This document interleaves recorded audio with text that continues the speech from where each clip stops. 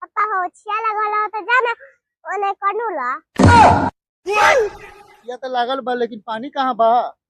सरिया काट ली हां सरिया काट ले हां कोनो के कहबे ना नु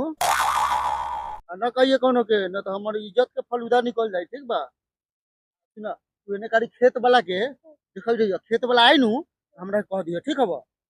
जाई तू हेलो रह खेत वाला के एने देखल जा ठीक हबो आई तो रुको जरा सबर करो।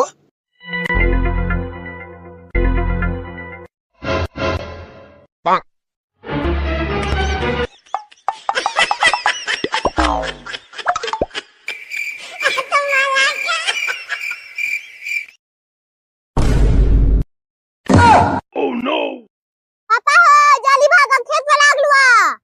कौन नती हमरा खेत में हवैता रे तो धर तकड़ा के धर जनी धर द